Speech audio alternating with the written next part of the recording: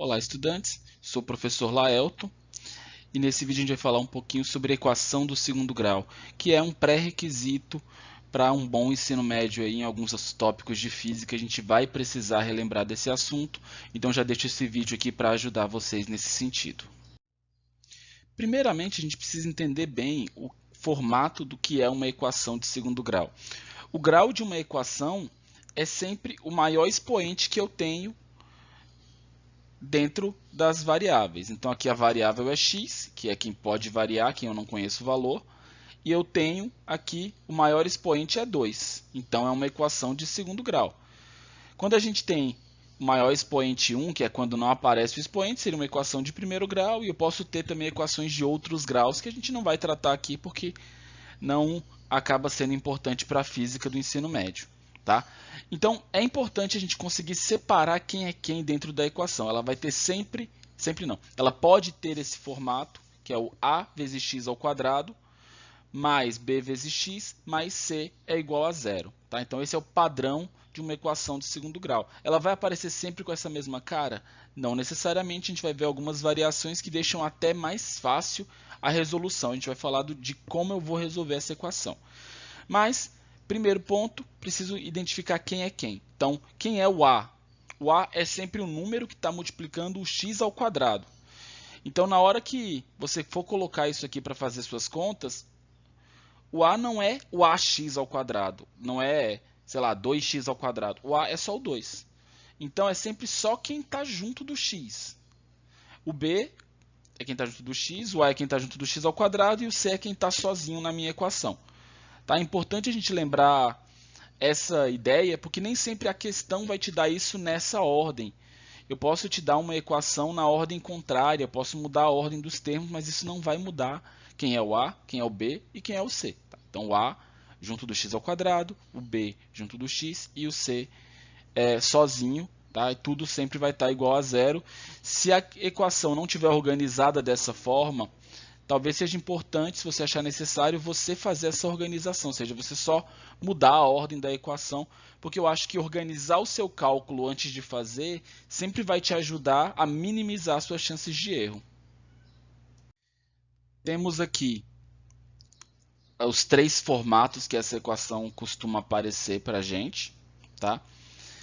E conforme o formato, minha estratégia para resolver vai ser diferente. Então a gente vai falar um pouquinho sobre essas estratégias e depois eu vou pegar um exemplo para a gente ir trabalhando essa ideia. Tá? Então, primeiro formato, eu tenho ax ao quadrado mais c igual a zero. Ou seja, eu não tenho o bx nesse caso. Então, o x ele só aparece uma vez, ele aparece ao quadrado, mas ainda assim ele só está aparecendo para a gente uma vez. Em que isso vai me ajudar? Eu posso tratar esse tipo de equação aqui de uma forma semelhante ao jeito que eu resolvo uma equação de primeiro grau. Então, quando a gente pega uma equação de primeiro grau, qual é a estratégia? A gente vai pegando aqui tudo que não é x e joga para o outro lado. Então, vamos lá. O c ele não é x, então vou jogar ele para o outro lado. Se ele está positivo, eu vou passar ele para o outro lado com sinal contrário. É sempre a operação inversa. O c estava somando, vai passar subtraindo. Daí, depois disso, o x vai estar sozinho? Ainda não. Então, depois disso, eu vou passar o a para o outro lado. Se o a está multiplicando, ele vai passar dividindo. E, por fim, a gente vai ter que passar o expoente, tá? Que também faz parte. E aí, a operação inversa do expoente vai ser a raiz. No segundo caso, que é esse aqui, o que a gente vai ter é a falta do c, ou seja, não tem nem termo que está sozinho na minha equação. Nesse caso, o que eu vou acabar olhando para avaliar isso aqui? A vezes x ao quadrado mais b vezes x igual a zero. Percebeu que todo termo tem x? Então, a estratégia que a gente adota nesse caso é colocar o x em evidência e separar a minha equação do segundo grau em duas equações de primeiro grau, que me dá, obviamente, duas soluções. Então, para esse segundo caso, uma das soluções sempre vai ser zero, e aí a outra solução eu vou precisar calcular para saber quanto ela vale. E o terceiro caso é a equação completa, onde não tem como fugir. Eu posso resolver como método mais comum aí, usando a fórmula de Bhaskara, mas existe ainda a estratégia de soma e produto, que é um outro caminho interessante para a gente usar. Então, nos nossos exemplos, estou pegando aqui todos os casos de MRUV, que é o movimento retilíneo uniformemente variado. Então, são todas questões de aceleração. Tá? Um carro se move de acordo com a função S igual a 72 menos 2t ao quadrado. Em que instante o carro passará pela origem das posições? Sempre que eu falar de origem das posições, isso vale zero. Tá? A posição vale zero. Então, que informações a questão me deu? Ele já me deu a função horária que eu vou precisar mexer e já me disse que eu quero igualar ela a zero. Então, eu sei que a posição final tem que dar zero. Eu sei que a minha função vale S é igual a 72 menos 2 vezes t. E eu estou perguntando quanto vale o tempo quando isso acontece. Na hora que eu montar isso, o que eu vou perceber? Vai ficar, seguindo a função, se S é 72 menos 2t, então 0 é igual a 72 menos 2 vezes t. O que eu estou fazendo aqui é substituindo a informação que ele deu na equação que ele também deu. Então, eu só estou juntando as duas informações que a questão forneceu aqui na minha resolução. Então, o próximo passo vai ser resolver. Tá? Faltou o quadrado aqui. Tá? Na equação da questão está o quadrado, então vamos colocar direitinho. O que eu vou fazer? Primeira coisa, vou começar a passar para o outro lado. Começar pelo 72. Por quê? Porque eu sempre vou começando, na hora de passar para o outro lado, sempre por soma e subtração, depois multiplicação e divisão, e por último, raiz ou expoente. Tá? Então, nesse caso, o 72 está mais, passa menos, e aí ficaria menos 72 igual a menos 2, mas eu também posso já passar o menos 2t ao quadrado. O importante é deixar o t sozinho de um lado, então eu vou fazer desse jeito. Vai ficar 2 vezes t ao quadrado é igual a 72. Tá? Perceba que não faz diferença se passo um ou outro, o resultado acaba sendo o mesmo. Agora, o t ficou sozinho? O t seria o x ao quadrado, se eu for pensar na matemática, na forma como isso é construído matematicamente. Então, preciso deixar o x, nesse caso, o tempo sozinho. O 2 está multiplicando, eu vou pegar esse 2 e jogar para o outro lado, dividindo. Então, vai ficar t ao quadrado igual 72 dividido por 2. Certo? Então, t ao quadrado é igual a 36. Agora, já passei a soma para o outro lado, ou subtração. Já passei a multiplicação, que virou divisão. Falta fazer o quê? Falta passar o expoente, que ele vai passar em forma de raiz, que é a operação inversa. Então, t é igual a raiz quadrada de 36. Então, t vai dar 6 segundos. Lembrando, matematicamente eu tenho duas soluções.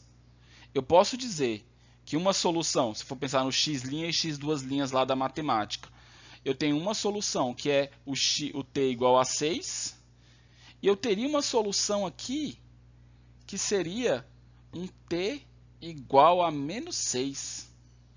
Só que fisicamente essa informação não faz sentido para a gente. Matematicamente ela resolve a minha equação de segundo grau, mas fisicamente ela não tem sentido, já que não existe tempo negativo, já que a gente não consegue voltar no tempo. Se eu comecei o movimento quando o tempo era zero, só vai daí para frente, então a gente vai ignorar a solução negativa. Lembrando, se isso é uma questão de matemática, eu tenho duas soluções, menos 6 e 6. Mas com o exemplo que eu peguei, é uma questão de física, a gente já considera esse detalhe aí de que o tempo só pode ser positivo. Então, só uma solução serve para a gente. São duas que existem, mas só uma serve. Aqui a gente tem mais uma vez uma questão de cinemática, onde a gente vai trabalhar essa ideia de função de equação de segundo grau. Então, aqui eu tenho a função horária. A questão diz o seguinte: um ponto material se desloca no espaço obedecendo a seguinte função, S igual a 24t menos 4t ao quadrado, e aí ele quer saber em que instante ele passa pela posição 0. Então, ele já me disse a função, ele afirma que a posição final vale 0 metros, e ele quer saber quanto vale o tempo no momento em que ele chega aqui. Para isso, mais uma vez, eu vou tentar usar essa equação aqui, que vai cair numa equação de segundo grau. Fazendo a substituição, vai ficar 0 igual a 24 vezes t menos 4 vezes t ao quadrado. A estratégia anterior, ela não vai funcionar aqui, porque quando eu tentar isolar o t de um lado, a gente vai perceber que o t ele aparece duas vezes. Então, os dois únicos termos, os dois únicos números que eu tenho, tem o t. E quando isso acontece, a gente pode separar essa equação, que a gente chama de fatorar a equação. E para isso, eu vou colocar o t em evidência. Ou seja, eu vou escrever uma equação equivalente a essa. Eu vou transformar essa equação em algo que seja equivalente, mas que ainda tenha o mesmo valor, ou seja, que significa a mesma coisa. O que é colocar algo em evidência? É pegar algo que aparece nos termos e colocar em separado. Tá? O que aparece em todos os termos? T. Então aqui eu vou colocar 0, vou repetir, né? É igual a t vezes 24 menos 4t. Observem, se eu aplicar a propriedade distributiva aqui nessa situação, eu vou cair na situação anterior. Fica 24 vezes t menos 4 vezes t ao quadrado. Então, essa equação de baixo ela é totalmente equivalente à equação de cima. Só que ela está num formato diferente. Isso já me dá duas soluções. A primeira solução é t igual a 0, sempre. T igual a 0 segundos. Por quê? Se isso aqui dá 0, obviamente o resultado é 0. Qualquer coisa que eu multiplicar por 0 dá 0. Então, na hora que eu definir que t é igual a 0, não importa quanto vale o 24 menos 4t, que o resultado continua sendo 0. Tá? Então, uma solução é considerar t igual a 0 e a outra solução é considerar que esse resto é igual a 0. Eu já mexi com esse pedaço, então esse outro pedaço também tem que ser igual a 0. Então, ficaria 24 menos 4t é igual a 0. Vou jogar o menos 4t para o outro lado, só para evitar o sinal negativo. Vai ficar 24 é igual, era menos 4t, vai passar para o outro lado, mais 4t. O t ainda não está sozinho, então vou pegar esse 4 aqui que está multiplicando e vou passar ele dividindo para o outro lado. Então vai ficar 24 sobre 4 é igual a t. Então a gente chega à solução de que t é igual a 6 segundos. São duas soluções que eu tenho. Ele passa lá no instante 0 e no instante 6. Percebam que eu tenho duas soluções aqui. Nesse caso, as duas são possíveis. Tá? Uma era o início do movimento, ou seja, ele começa no 0 e depois ele vai voltar para o 0, para a posição 0. Tá? Então, as duas soluções são possíveis nesse caso. Chegamos aqui finalmente à nossa fórmula de Bhaskara. E perceba que a gente está sempre olhando para a mesma base de formato, que é o que? É o ax ao quadrado mais bx mais c igual a 0. Então, isso não está mudando nunca na nossa forma de ver as coisas. O que muda agora é que eu tenho uma fórmula que vai servir para achar as duas soluções possíveis de x. A gente olhou nos casos anteriores, eram sempre duas soluções. A gente vai, inclusive, conseguir enxergar aqui quando que eu tenho duas soluções e quando que vai ser só uma solução. Primeira coisa que eu preciso prestar atenção é o delta, que eu estou chamando aqui de discriminante. Ele tem esse nome porque o valor do delta vai me definir se eu tenho uma solução possível dentro dos reais, se eu tenho duas soluções possíveis dentro dos reais, ou se nenhuma solução é possível dentro dos números reais. O que significa isso na prática? Dependendo do resultado do delta, eu nem preciso terminar a conta porque eu já sei que não tem resposta. Sim, aparecem questões que não tem resposta, que não tem um número correto. Pensa que eu estou numa questão de física e pergunto quando o objeto passa pelo zero, que foi o que eu fiz nos dois exemplos anteriores. Só que aí, o que vai acontecer é, Se o objeto nunca passar pelo zero, pode acontecer. Então, nesse caso, eu teria um delta negativo. Tá? Se o discriminante der negativo, o delta é negativo, não tem solução. Se o discriminante der zero, eu tenho uma solução, e se ele der um número positivo, eu tenho duas soluções possíveis. Tá? E aí, olhando para essa equação aqui, a gente vai ver como aplicar ela da melhor forma. Eu sempre faço o discriminante primeiro, o delta, e depois disso, vou calcular aqui o meu x para saber como ele se comporta, para saber quais são minhas duas soluções. Então, aqui a gente tem o nosso terceiro exemplo dessa aula, onde diz o seguinte: um corpo se move a partir da origem dos espaços. A partir é no começo, origem é o zero. Tá? Então, o que eu estou dizendo aqui é que a minha posição inicial vale 0 metros. Tá? Isso que significa dizer que ele se move a partir de, é de onde ele começa. De onde ele começa? Da origem dos espaços, que também é o zero. Tá? Então ele começa do 0 metros. A velocidade inicial dele é de 2 metros por segundo.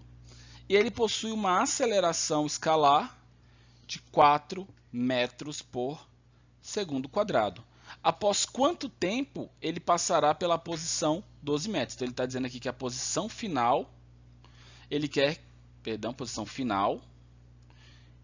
que seja de 12 metros. É mais uma questão de MRUV, porque nesse caso eu tenho a aceleração, então MRUV. Vou precisar primeiro montar minha função horária. Ele quer saber quanto vale o tempo, não é? Então, minha função horária, S é igual a S0 mais V0 vezes T, mais AT ao quadrado sobre 2. Daqui, eu só vou precisar substituir as coisas. Eu não preciso substituir necessariamente o 12 logo de cara, porque para montar a função, o 12 não entra. Mas como já tenho a pergunta, eu posso fazer isso caso eu queira. Tá? Vou preferir fazer da forma mais lenta mesmo. Então vai ficar S é igual a 0 mais 2t mais 4t ao quadrado sobre 2. Simplificações que eu posso fazer, posso pegar esse 2, esse 4 cortar com esse 2, sobra 2. Tá? 0, eu posso abandonar ele da conta, já que ele continua sendo 0, então não vai mudar meu resultado. O que vem agora? Bom, como ficou? Vou substituir o 12 agora. Não fiz de cara, mas eu poderia ter feito. Fica 12 é igual a 2t mais 4 sobre 2, né? 2t ao quadrado. Então, cheguei aqui num formato que ainda não está no meu padrão de equação do segundo grau, como a gente viu. Posso jogar o 12 para o outro lado. Vai ficar 0 é igual a menos 12 mais 2t mais 2t ao quadrado. E aí eu posso me confundir na hora de identificar quem é o A, o B e o C. Se você tiver esse problema, talvez valha a pena você reorganizar a sua equação. Não é necessário. Se você já conseguir visualizar quem é o A, quem é o B e quem é o C, pode jogar no Bhaskara direto. Caso você não consiga, talvez valha a pena a gente reorganizar isso aqui. Então vai ficar aqui o 2t ao quadrado mais 2t menos 12 é igual a 0. Na hora que eu faço isso, eu já consigo visualizar que A é igual a 2, B é igual a 2 e C é igual a menos 12. Certo? Então temos o A, o B e o C. Podemos começar a aplicar a fórmula de Bhaskara. Então, só repassando aqui para a gente ficar com mais espaço. Então, A é 2, B também é 2 e o C é menos 12. Agora sim eu vou atrás de achar o meu delta. Quem é delta? Delta é igual a B ao quadrado menos 4 vezes A vezes C. Primeiro passo, substituir. Eu sei quem é o A, quem é o B e quem é o C. Então, vou colocar cada coisa no seu lugar. Aqui não tem pressa, a gente precisa fazer com calma para não errar. A gente precisa sempre prestar atenção nos detalhes. Delta é igual b. b vale 2, então fica 2 ao quadrado menos o 4 é da fórmula, isso aqui não muda, vezes a, que é 2, vezes o c, só que o c é negativo. Então o sinal entra junto, vezes menos 12. Beleza? Então vai ficar aqui dessa forma. Então, continuando, delta é igual a 2 ao quadrado, 4, certo? Aqui, 4 vezes 12 dá 48, 48 vezes 2 dá 96, só que você tem esse sinal menos com esse menos. Então, menos com menos, mais 96. Meu delta está dando 96 mais 4, que dá 100. Então, a gente deu sorte aqui, a gente caiu num número que vai até ter uma raiz exata. Nesse ponto, eu gosto de já tirar a raiz do delta, antes de substituir no restante do cálculo. Raiz de delta vai ser igual a 10. Tá? Raiz quadrada de 100 dá 10. 10 vezes 10, 100. Perfeito. Daí a gente vem para a próxima parte. Equação x, ou nesse caso t, certo? É igual a menos b, mais ou menos a raiz quadrada de delta, sobre 2 vezes a. Tenho tudo que eu preciso, vou jogar para encontrar meus valores aqui. Então, vamos chamar de t é igual a menos b, então fica menos 2, mais ou menos 10, né? Raiz de delta eu já calculei aqui, dividido por 2 vezes a, que é 2 também. Perceba que agora eu tenho duas soluções. Por que duas soluções? Está vendo esse mais ou menos aqui? Esse mais ou menos vai me dar duas soluções. Para a primeira solução eu pego o caminho do mais, para a segunda solução eu pego o caminho do menos. Tá? Já posso resolver essa parte de baixo aqui. 2 vezes 2 dá 4. Então, vai ficar, continuando aqui no nosso caminho, vamos chamar de T1. Vai ser menos 2 mais 10 sobre 4. Então, meu tempo 1 está sendo 10 menos 2, 8.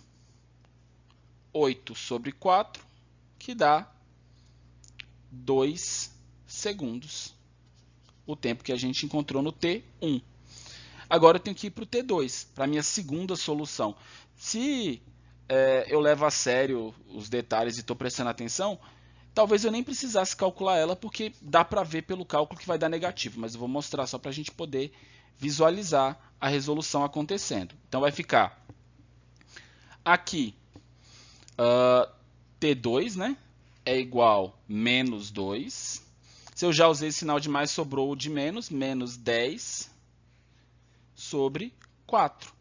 Então, o meu T2 ele vai ser menos 12 sobre 4, o que vai dar menos 3. Aí eu nem coloco o segundo, porque a gente sabe que matematicamente essa resposta não serve. Tá? Então, isso aqui não serve para a gente.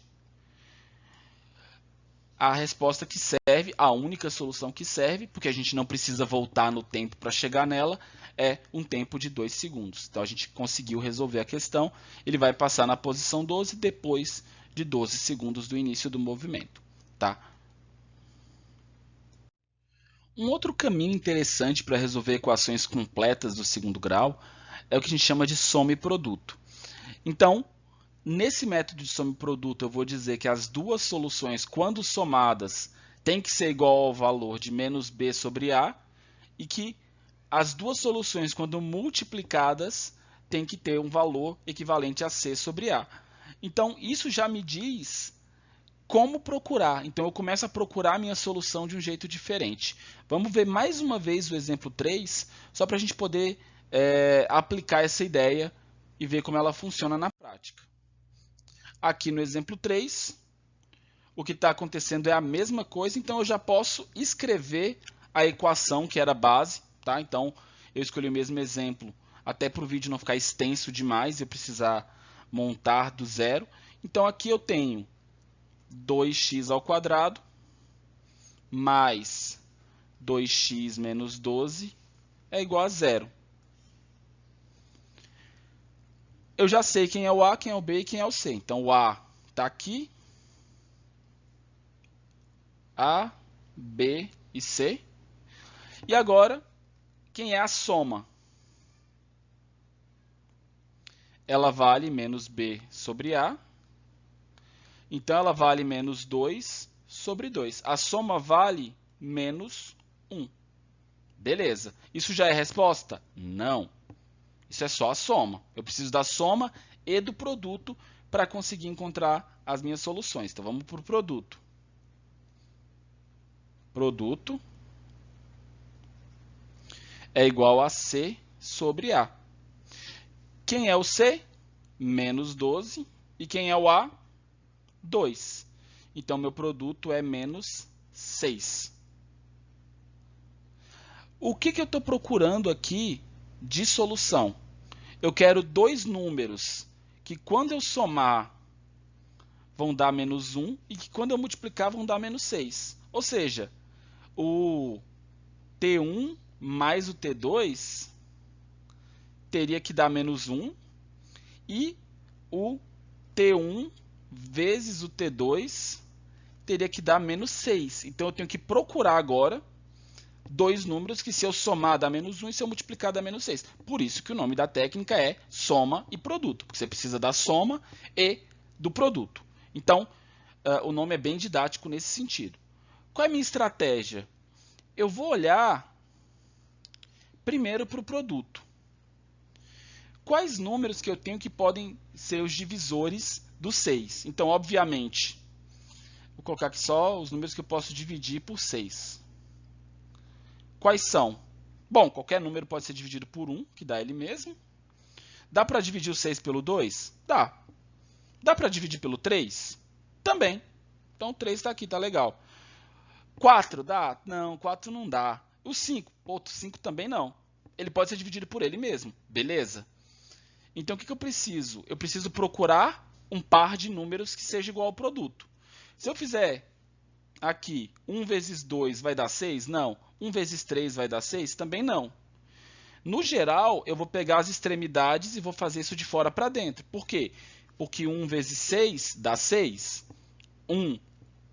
2 vezes 3 também dá 6. Então, o que eu preciso ajustar agora? O sinal. Existe alguma forma de somar 1 e 6 com qualquer que seja o sinal que dê menos 1? Não, não dá. Então, o que sobra para a gente? Olhar para o 2 e para o 3. Então, eu tenho que pensar no 2 e no 3 sendo igual a menos 1. O jeito de fazer isso é colocar esse sinal de menos aqui.